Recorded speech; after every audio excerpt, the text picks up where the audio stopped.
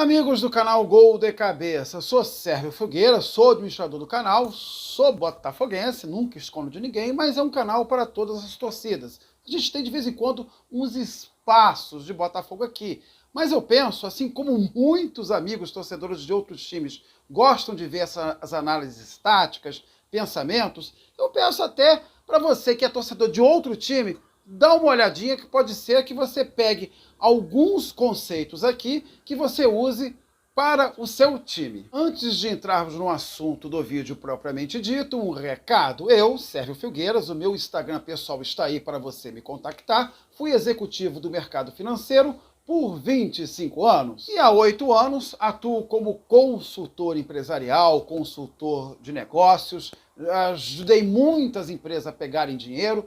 Na física também eu ajudo a pegar dinheiro, ajudei a comprar e vender muitas empresas, ou seja, operações de M&A, enfim, ajudo as pessoas a aplicarem o seu dinheiro, enfim, se estiver precisando de alguma coisa na área de negócios, o contato está aqui embaixo. Amigos, eu quero fazer algumas elucubrações, né, a respeito do trabalho do Luiz Castro, já fiz vídeo sobre isso, não demitir, mas eu gostaria de iniciar esse vídeo analisando a percepção do torcedor.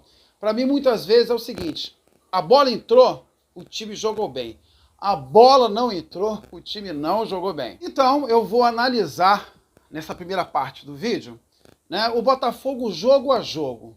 O que ele criou de chance de gol, eu poderia usar o índice XG, que é muito mais fiel, mas eu prefiro usar o índice chutes a gol do SofaScore, para dizer, olha, o Botafogo chutou mais aqui, eu sei que esse índice, né, você olhar só esse índice em um contexto todo, fica um pouquinho raso, mas é só para passar a ideia de vocês que o Botafogo no início do campeonato acabou conquistando mais pontos do que ele deveria ter e criou uma falsa expectativa prematura no torcedor, tá certo? Então vamos passar aí jogo a jogo, o que aconteceu segundo o SofaScore.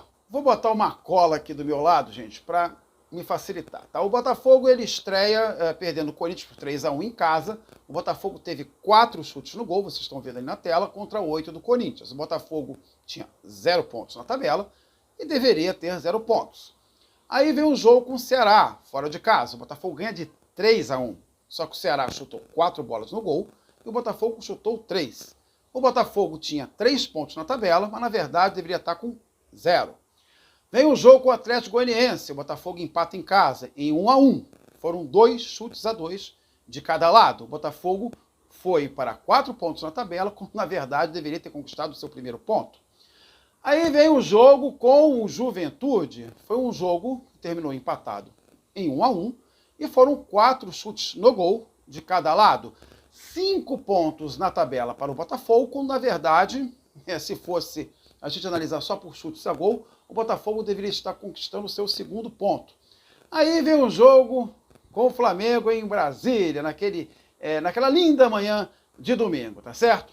8 chutes a 8 para cada lado, aí o Botafogo pula para 8 pontos na tabela, quando na verdade era para ter 3. Eu só quero lembrar para vocês que se eu for utilizar o índice XG, né, só que eu não usei o índice XG nesse vídeo, porque é um conceito um pouco mais complicado, eu teria que explicar como ele funciona, o que é o índice, então eu preferi fazer por chutes a gol. Por XG seria até melhor, ou seja, pelo XG o Flamengo deveria ter ganho aquela partida, o Flamengo criou mais chances reais de gol. Aí vem um jogo contra o Fortaleza, vitória de 3-1, o Botafogo chutou 6 chutes no gol, contra 3 do Fortaleza. O Botafogo, ele pula para 11 pontos na tabela, quando na verdade deveria estar conquistando, né, a sua primeira vitória. Vem um jogo com o América Mineiro fora, 1-1, o Botafogo chutou mais bolas que o América Mineiro,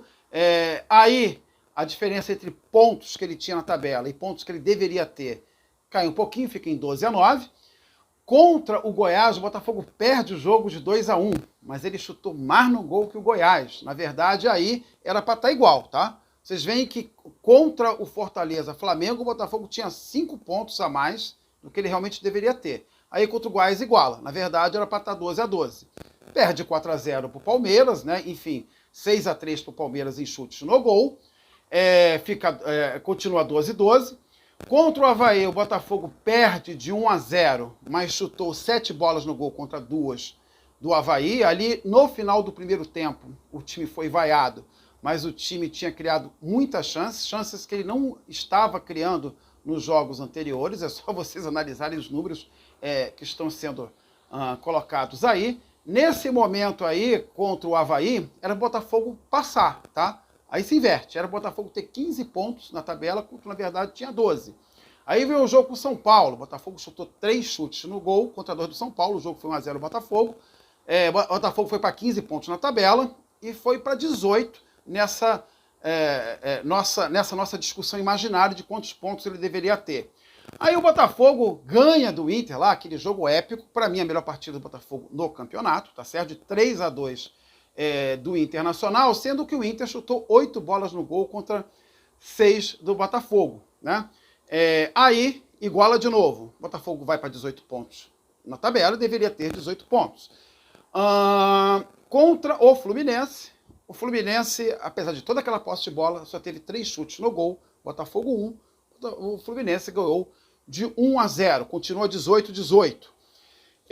Temos aí o jogo Cuiabá, né, que foi 2-0 para o Cuiabá e 6 chutes a 2 para o Cuiabá, ficando 21-18. 21 pontos que o Botafogo...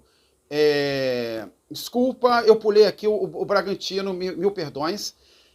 No Botafogo e Bragantino, o Bragantino chutou 6 bolas a 1, tá certo? O Botafogo foi para 21 pontos na tabela, mas deveria continuar com 18. No jogo com o Cuiabá, e sim, me perdoem, 2-0 para o Cuiabá, 6 chutes a 2. O Botafogo permanece com os 21 pontos e era para ter 18 pontos, né, no campeonato. Vem o jogo com o Atlético Mineiro.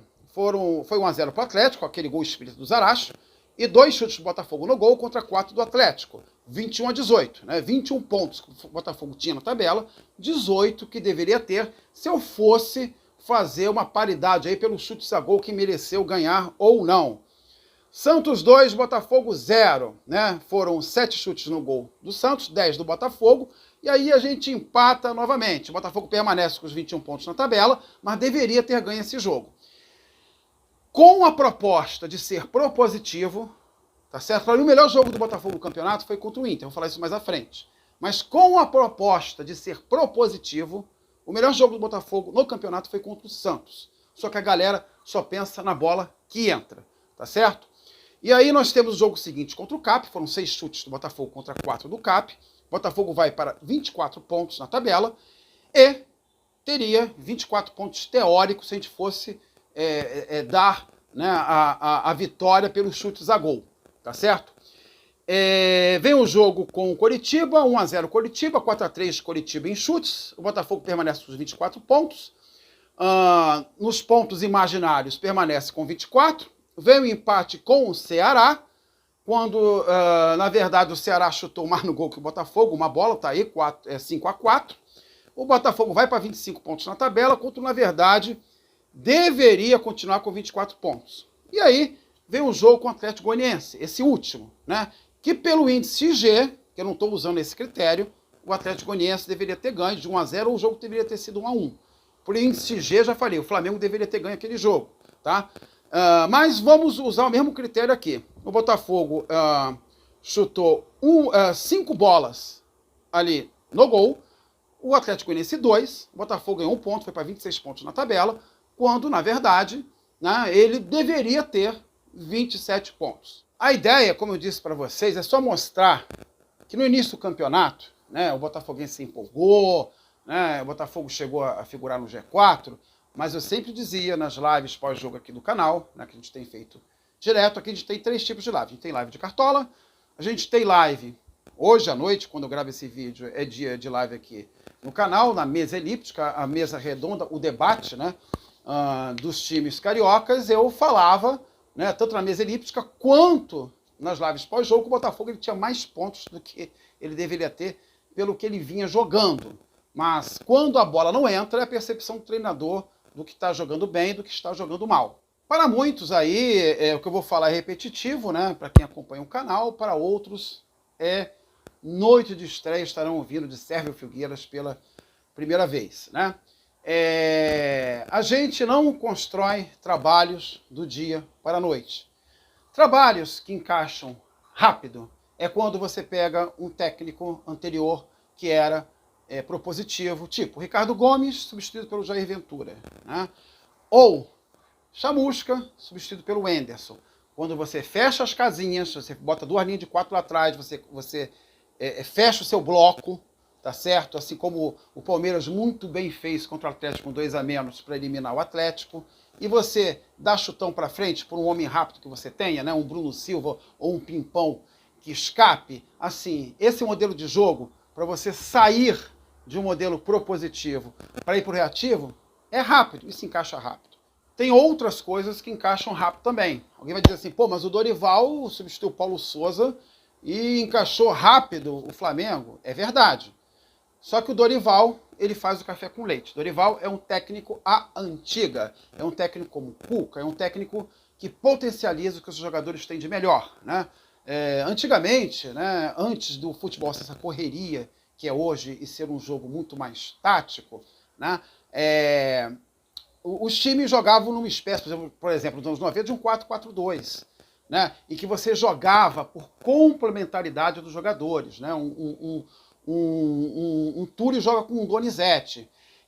O Paulo Souza, por exemplo, ele pegava o Marinho e fez pior do que o Diniz fazia com o Marinho no Santos, que botava o Marinho para marcar lateral. Teve jogo que eu vi o Marinho sendo escalado no extremo esquerdo para marcar lateral. Ou seja, ele mata um jogador que é peladeiro. Jogadores como Marinho, como Chay, como Michael, que só jogou com o Renato Gaúcho, porque o Renato Gaúcho joga com 2 linhas de 4 no Liberdade por 2 da frente, né? Peladeiro também. Ou seja, eu me arrependo que na minha live do Cartola eu escalei o Marinho no meu time, escalei o Marinho no meu time pessoal, e me arrependo que nos tiros curtos que eu ganhei dinheiro botando o Marinho, eu não botei em nenhum Marinho de capitão. Era para ter enchido o bolso nessa rodada. Por quê? Porque o Marinho ele rende muito mais com o Dorival.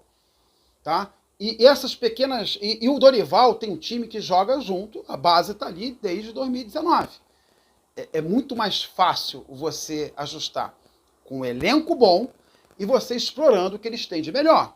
Mas o Cuca, né, que é tão adorado pelos botafoguenses, né, é que tem a mesma base que foi campeão brasileiro no passado com o Atlético e campeão da Copa do Brasil. Coisa rara, você ganhar a Copa do Brasil e ganhar brasileiro no mesmo ano. O mesmo time. Que o Turco desarrumou, o Cuca não está conseguindo arrumar agora. Então, quem me acompanha sabe que essa linha, né, Valentim, Autuori, Lazzaroni, Ramon Dias, Barroca e Lúcio Flávio, eu não quero nunca, mas nunca mais no meu Botafogo. A questão do Castro é que não teve pré-temporada, você teve um elenco sendo montado do zero, com jogadores chegando em diferentes níveis, né, de condição física, e você tem que fazer esse time jogar. Repito, vamos pegar uma sequência de quando o Castro estava pressionado e ele foi atrás do resultado. Aquela sequência de 4 jogos que ele fez diferente do que ele faz, ele joga em 4 jogos de forma reativa, como eu falei que é muito mais fácil, né? Ele ganha do São Paulo, ganha do Inter, perde do Fluminense, porque aquele time estava todo desmontado, com aquela linha de ataque que a gente jogou aquele jogo, que a gente não ganha o jogo nunca. E ganha do Bragantino, eu mostrei aí, o Bragantino chutou 6 chutes no gol, o Botafogo deu 1 chute no gol o jogo todo, a bola que entrou. Naquele modelo reativo, de 12 pontos possíveis, conquistou-se 9. Agora, o Castro quer um jogo apoiado, ele quer um jogo diferente. Eu, particularmente, já discuti muito com meu amigo Valdir Júnior, que faz live comigo, né? Outros amigos, Marcos Cobain, enfim, que por mim eu continuaria sendo reativo, eu faria muito o que o Abel Ferreira faz no Palmeiras. O Abel hoje é um ídolo como técnico para mim. Meu ídolo maior São Pep Guardiola. Eu até passei depois de velho, torcer para time europeu, pro City, por causa do Guardiola, tão fã que eu sou do futebol do Guardiola. Que levou 1 ano para arrumar o time. O Klopp levou 3 no Liverpool, né? O Abel, eu já falei isso aqui várias vezes, ele era taxado de retranqueiro. O Cuca tem um vídeo aqui do canal, dando a réplica pro Abel, que realmente foi descortês com o Cuca na análise dele, o Cuca não botou ninguém dentro do nosso bloco, chamam o Abel de retranqueiro, quando na verdade não é. Hoje, o Abel faz um jogo que, em termos de troca de posições de jogadores, de movimentação na frente, quem faz tão bem contra o Palmeiras é o Bragantino, que está tendo problemas aí de contusões, teve problemas de reposições da saída do Claudinho. Mas são técnicos que conseguem variar mais as suas jogadas, suas triangulações, o jogo apoiado, porque, por um acaso, são os dois técnicos mais longevos nesse momento desse nosso futebol tupiniquim, que não deu resultado, você cai fora. O ponto, gente, eu já falei isso aqui várias vezes, é esse. Ah, porque esse time é um bando em campo, desculpa, assim, quem diz que o time é um bando em campo não está vendo o jogo. Eu vi, o Botafogo, o desenho tático dele é muito claro no campo, né? Quando ele está atacando, quando ele está com a bola, é um 4-1-4-1, sendo que um 1 desse sistema ontem foi o Tietê. E vem sendo esse 1 há algum tempo, e no meu entender, ele entrega mais que o Oyama, apesar do Oyama ter uma bola longa boa, enfim, ser o jogador do time, né, dos reforços, mas que melhor faz o pêndulo, né, joga a bola de um lado para o outro e tal. Então, 4-1-4-1, e na parte defensiva vira um 1-4-5, o Tietê ele recua, né, para ficar ali uma espécie de terceiro zagueiro. Quando você vê isso no estádio, isso aí é muito claro. É muito claro. Você vê basicamente um time desenhado no campo, né? Falando especificamente do jogo de ontem, para mim é nítido, né, que o Lucas Fernandes e o Eduardo, eles se complementam, tá certo? O time sobe de produção com os dois juntos em campo. A gente precisa de peças melhores, tá? E eu volto a dizer, para você fazer jogo apoiado, para você ter aquele passe entre linhas, para você ter infiltrações, jogadas que aconteceram em alguns momentos do Atlético Paranaense, por exemplo, em grupos de WhatsApp eu sempre boto uma jogada específica, né, que foi super bem trabalhada, né? E alguém disse, mas isso é uma exceção, tal. Cara, sim, é uma exceção que vai se tornar uma coisa corriqueira quando você desenvolver o trabalho. Isso não significa que o Castro não tenha os seus erros. O Castro não pode dizer que o local de treinamento é o estacionamento, ou seja, ele até atrapalha o projeto, mas realmente estrutura é uma coisa que falta. Eu digo que para você fazer jogo apoiado, jogo construído, jogo de marcação alta, de linhas altas, é uma coisa que leva tempo, né? Mas, por exemplo, para você não tomar gol de escanteio, não é uma coisa que exige tanto treinamento, né? Eu penso que essa parte, um turno, já é mais do que suficiente para você treinar esse tipo de situação de jogo. Existem erros do Castro, sim, mas ele chega para um projeto maior. Ele chega para fazer com que a base e profissional, todo mundo no clube, tenha o mesmo estilo, o mesmo jogo. O Botafogo Way que ele chama, Rafael Rezende chama de DNA Botafogo, eu gosto de chamar de Escola Botafogo. Existe um projeto maior nisso. E não é trocando o treinador que você vai dar resultado. Você vai dar resultado? Sim. Chama o Anderson de volta, que não está dando certo no Bahia. O Anderson não encaixava um trabalho há 4 anos. Então, o futebol, gente, é resultado, é bola na rede. O Anderson está sendo questionado pra cacete no Bahia. Perfeito? Muito, e não é pouco. Então, para fazer um técnico, você trazer um Mancini, né, você trazer um técnico reativo, um Jair Ventura, eu garanto a vocês, assim como a gente teve 9 pontos em 12 naquela sequência, São Paulo, Inter, Fluminense e Bragantino, a gente vai passar a conquistar muito mais pontos. A questão é, você quer um modelo de jogo, você trouxe jogadores, tá, para fazer um modelo de jogo propositivo, o elenco está muito mais encorpado, mas mais uma vez, todo mundo chegando aí e a gente trocando o pneu com o carro andando. O Flamengo de 2019 ele começa em 2013, tá certo? 2013 ele ganhou a Copa do Brasil, estava sempre conquistando alguma coisa, amigo meu que fala isso, beleza, aí abocanhava uns carioquinhas, etc e tal, aquela Copa do Brasil caiu no colo, aquele time do Flamengo, né, ele quase foi rebaixado no final daquele ano, a Portuguesa que deu uma força, tá certo? Então era fraco. E você vai construindo ao longo do tempo. O Flamengo primeiro, o Bandeira, ele zera o fluxo de caixa, né? Ele paga as dívidas, aí começa a sobrar dinheiro e ele contrata. O Flamengo, de 2019, ele foi construído ao longo de 6 anos. Esse Palmeiras hoje, que joga o fino, ele foi construído ao longo de muitos anos também, assim como o Atlético Mineiro. O Botafogo, ele corta processos, tá? Ele corta fase, ele não precisa primeiro zerar o fluxo de caixa, vamos ver quanto que vai sobrar, que a gente vai começar a investir. Não, gente, o Botafogo, ele não é assim. O Botafogo, de forma nenhuma, é assim. Ele já consegue investir direto.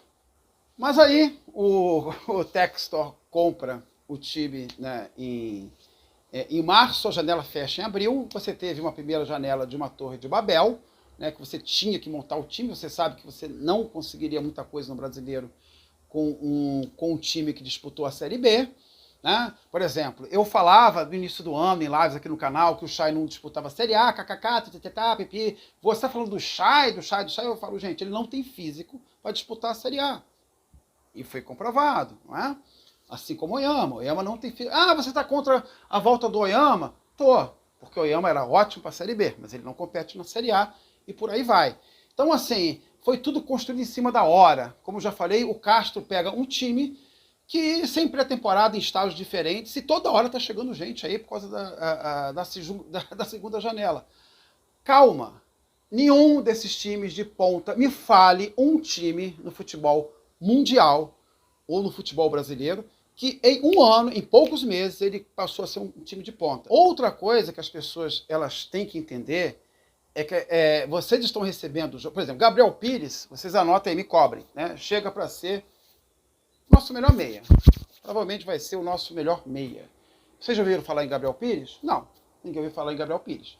Mas se vai o dirigente do Santos lá no início do ano e contrata o Ricardo Goulart, opa, Ricardo Goulart, beleza. Eu cantei aqui nesse canal. Cantei, tem vídeo que eu falo. Tem vídeo, por exemplo, que eu falo quando o Rafael Rezende chegou no Botafogo, um vídeo que deu 12 mil views. Eu falava, cara, Ricardo Goulart, 31 anos, vindo da China, parado há 6 meses, lerdo, para um futebol cada vez mais rápido e intenso. Vai dar certo? Nunca! Então, o Botafogo compete contra um rival que ele faz 1 bilhão de receitas por ano. 1 bilhão! 1 bilhão. Você sabe quando que o Botafogo vai fazer 1 bilhão de receitas? Nunca. No dia que o Botafogo estiver fazendo 1 bilhão de receitas, esse rival vai estar fazendo 2, 3. Por quê? Porque são 40 milhões de consumidores contra 4 milhões de consumidores. Ponto. Então, como é que o Botafogo, ele... Moneyball. Se ninguém nunca assistiu esse filme, O Homem que Mudou o Jogo, com Brad Pitt e Jonah Hill, assistam. A gente vai virar o jogo no scout, nas contratações que ninguém ouviu falar. Tá? Times como Brentford conseguiram, depois de 50 anos, voltar à primeira divisão inglesa, estilo Moneyball. Nottingham Forest, estilo Moneyball. É o Botafogo, mas não vai se construir um clube novo da noite para o dia. Em 2020, eu falei aqui neste canal, na Mesa Elíptica, antes de acabar, a Mesa Elíptica é o debate das segunda-feiras, antes de acabar o primeiro turno, está registrado, que o Botafogo ia ser rebaixado. Meus companheiros de mesa, flamenguista, tricolor, vascaíno, não, que é isso, Sérgio, você tá maluco?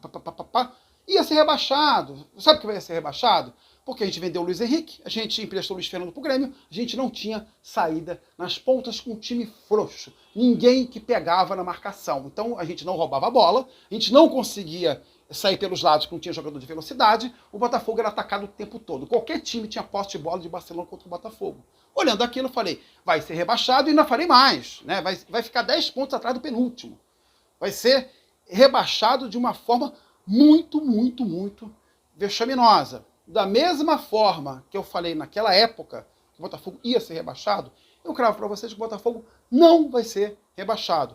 E que, graças a Deus, a gente tem um investidor, um dono, que não vai ficar na pressão de torcida, não vai ficar na pressão de grande benemérito, de torcedor, de conselheiro.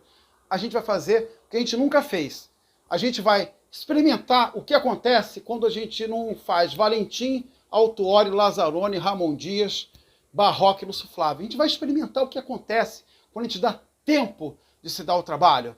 Imagina se o Tite tivesse sido demitido em 2011 após a eliminação na pré-Libertadores Para o Corinthians, estou satisfeito com o Castro? Não, não estou satisfeito com o Castro. Acho que tem muitas coisas que tem que melhorar para o time. Tem que melhorar a transição defensiva. Acho que demorando demais a melhorar a transição defensiva.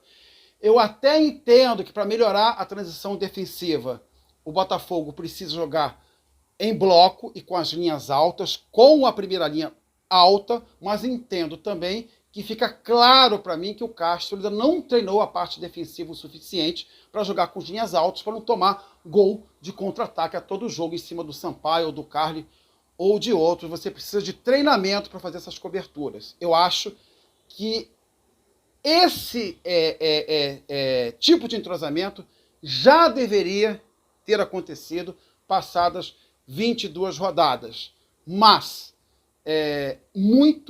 muito distante de falar fora Castro, que para mim somos nós, pedindo há tantos anos pelo profissionalismo e pedindo a mais amadora e a mais rasa das decisões, que é trocar de treinador. Gol de Cabeça, um canal de números, de estatísticas e de informações, feito para quem pensa futebol com inteligência.